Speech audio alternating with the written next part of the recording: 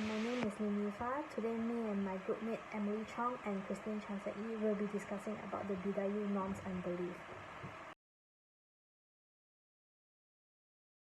The Bidayuh community is an indigenous ethnic resides in Sarawak. They are formerly known as the Land Dayak by James Brooke, Raja of Sarawak. Bidayuh people originate from Mount Sungkung, Kalimantan, Indonesia. Scholars describe the Bidayuh community as a people who are conservative, not sort of diverse, and often despised compared with other communities. Outsiders often think the Dayak people are all the same in all cases. Iban, Bidayuh, Bisaya, Kanya, Kenya, Kelabit, Penang, and Lum Bawang all have their own difference.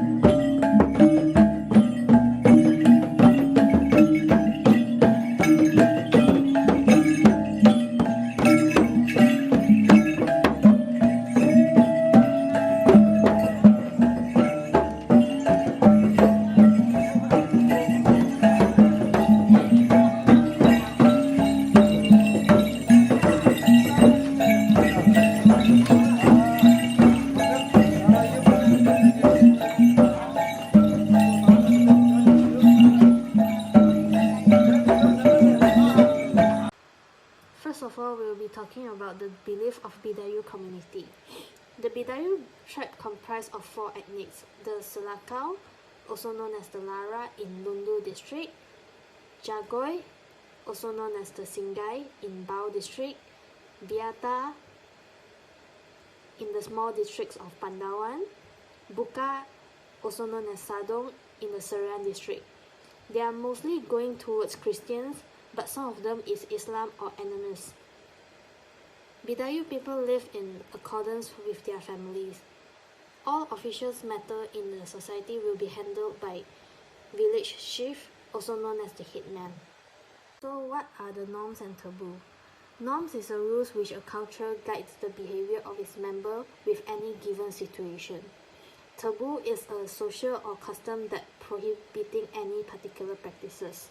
The first norm will be the norms of entering longhouses. Do take off your shoe when entering the longhouse and sit next to the host as a symbol of respect. Do not hit leader of longhouse. Do not visit longhouse without getting any permission or invitation from the head leader. Guests who come unannounced will be permitted to gain an entry access to the longhouse. Accept food and drinks from others using both hands to show respect. If you do not want to eat or drink, touch the brim of the plate or glass, then touch your lips as a symbol of gesture. Bow your head when walking past elder people to show your respect.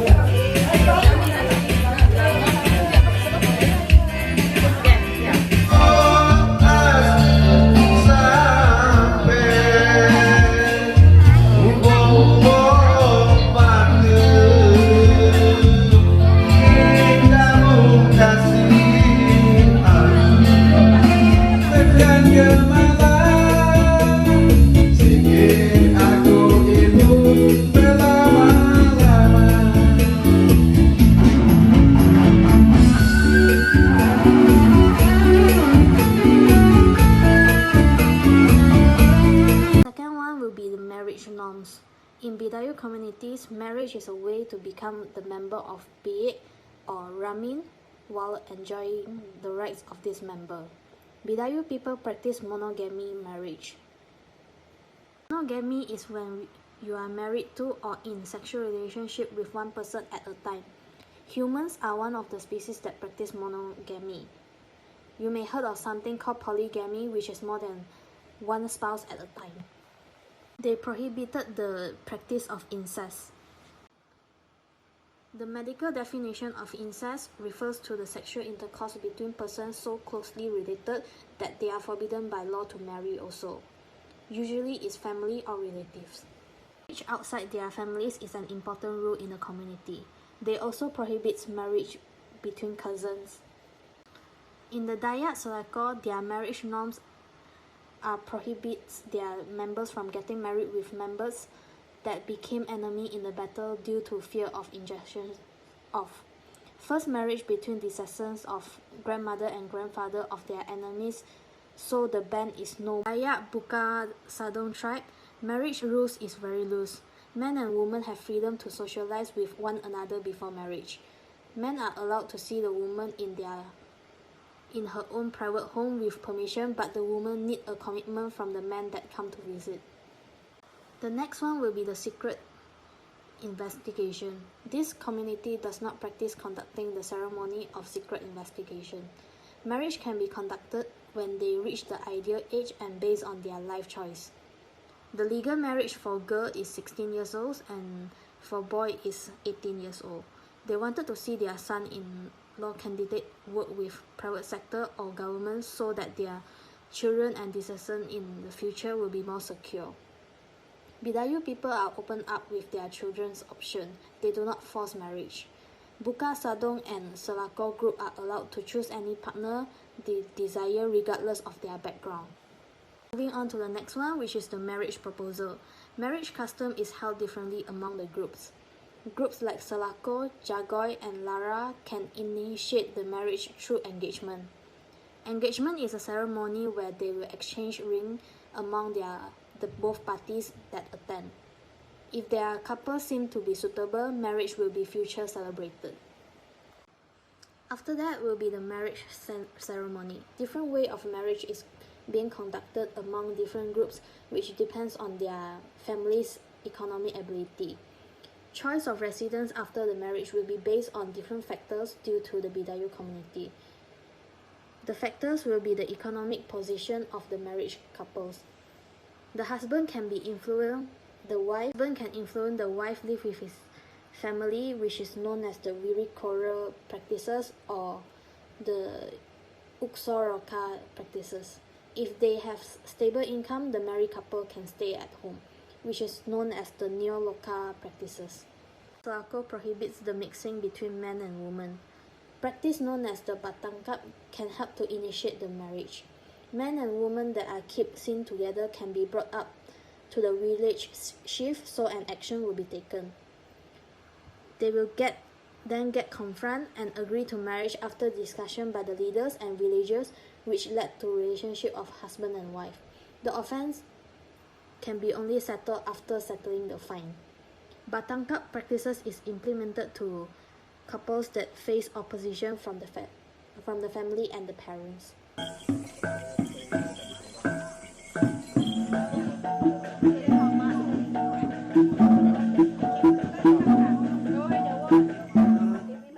Tawar yang menggunakan air kelapa muda. Jadi inilah terpaksa berjalan jauh untuk pergi ke rumah pengantin perempuan, dan sekarang kita saksikan bahwa pengantin lagi dibawa pula oleh pengantin perempuan. Begitu sigap sekali. Karena ialah seluruhnya keras, tadi dalam keras itu ada sirih dengan tembakaunya sekali.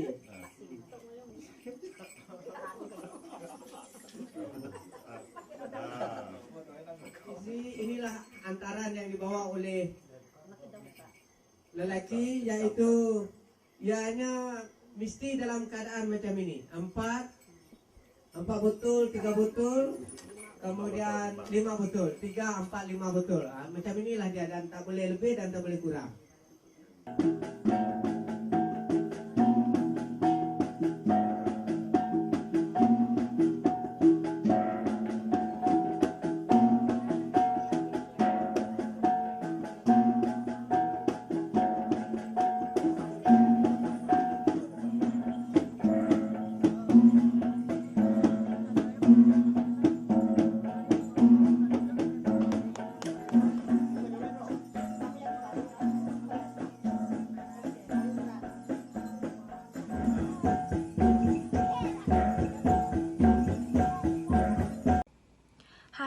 name is Emily Chong, and I will be continue presenting the second parts of Bidayuh people, norms and taboos on the next slide. Pregnancy norms and taboos of Bidayuh people.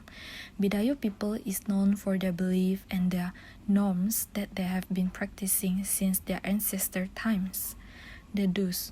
The custom is being followed during pregnancy is for the safekeeping of the mothers and the baby health. An experienced midwife is then invited to perform the Bidayuh Eat ceremony. Bidayuh Eat is a ceremony to treat the stomach and also encourage the growth of the baby. This is to help prevent any calamity from happening in the futures. It's also help to keep both mothers and the baby in a good health. Pregnancy norms and taboos of Bidayuh people. What is Bidayuh Eat? How was it performed? Here we will learn how to perform Bidayuh Eat. First, the midwife will be doing some spell readings, and then she will wrap the pregnant body with the clothes to get rid of any dirts and bad things from the pregnant lady body. The person will then put in a clean clothes while laying with a face facing upwards. The midwife is then stain the pregnant stomach with a turmeric and coconut oil. The midwife will then shake the wand over the stomach while doing a spell reading. Pregnancy norms and taboos of Bidayuh people. Don't. This is a few warnings and also a few beliefs that the Bidayuh people will have to follow when they are pregnant. First, avoid of stealing. It is believed that if you steal, the newborn will become a thief once they grow up. Second, do not eat their meat. This might cause some madness and also difficulties during the deliveries. Third, do not go out during twilight hour. This is to avoid a disturbance from the ghosts or umut sanja which might bring harm to the baby. And then fourth, do not mix with someone who had skin disease. This might help to prevent any infection which might cause a premature birth in the future. Pregnancy norms and taboos of Bidayuh people. Part 2. The warning that the people have to follow when pregnant. First, do not clean or set up the drain. It is believed that if you do such thing, the baby will have a chipped lips. Second, it is disallowed to refold the mat or any floor layers. The child might turn inverted inside the womb, which might cause some difficulties during the delivery process. Third, do not spike, tighten the band, or clog any hole. The child might die during the delivery. And then fourth, disallowed to dry the pons. The wife might suffer from excess bleeding during the pregnancy. This is the norms and taboos of preparations to celebrate the birth. The husband will need to ensure the wood is dry enough at home in order to warm the body after wife gave birth. He then needs to prepare the red ginger or ordinary ginger for at least 10 kati, 2 bottles of rice wine, and a bottle of oil from fruit for his wife during childbirth. He then have to reopen all the bone packages and the cap that has been made to help reduce pain during the birth delivery. Childbirth norms and taboos of Bidayuh people. Do's. During confinements, the family member or the midwife will require to install the coal fires in shell in order to help fang the woman's body. This step will help to dispel the evil spirits from disturbing the delivery process. The midwife will read a spell while holding a bowl of cold waters and a bowl of burning perfume wood on the other hand. At the end of each reading, she will then knock down the bowl with right hand of middle finger for a number of 7 times. She will then blow the waters to the body of the pregnant lady from the head up to the end of the leg while the lady is lying down. Childbirth norms and taboos of Bidayuh people. Part 2. Do's. After the process of the step 1 to step 5, A tirusa water will be given for the pregnant lady to drink. If there is no response after half an hour, the bidal will then need to be prepared and same spell will need to read back with the same step as the repeated step from the previous slide. Then the bidal is given to the pregnant lady for chewing while waiting for the time for delivery.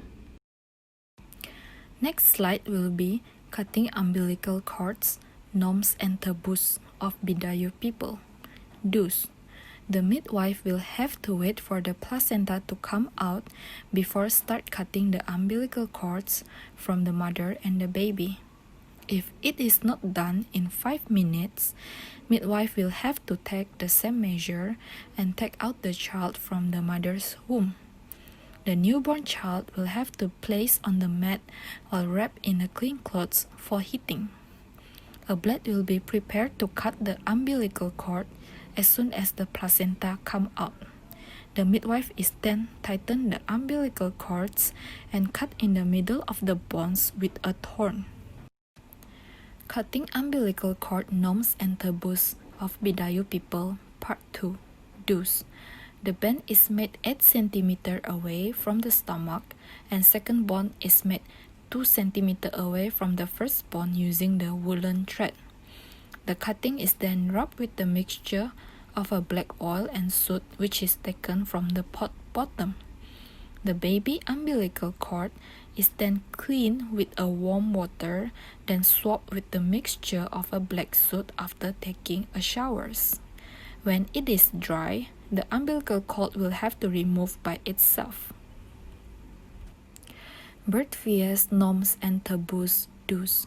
The family will slaughter and cook the chicken to eat together as a mark of birth and also to show their appreciation to the midwife. The midwife will then given a soil plate content of a rice, a little turmeric, dry coconut and a cash at least $5. The assistant is given the same wages except for the cash of $3 instead of $5.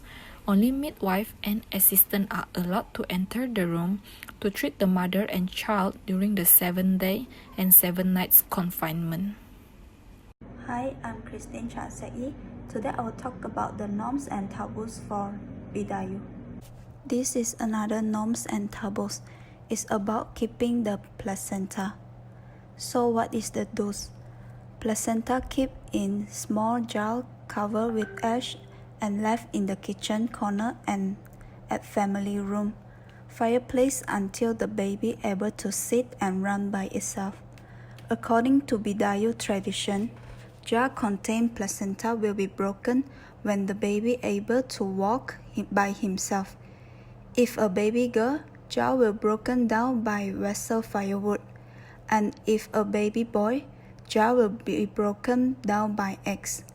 The placenta is grounded, so the daughter will know how to do household chores, and the son will be able to work in the field.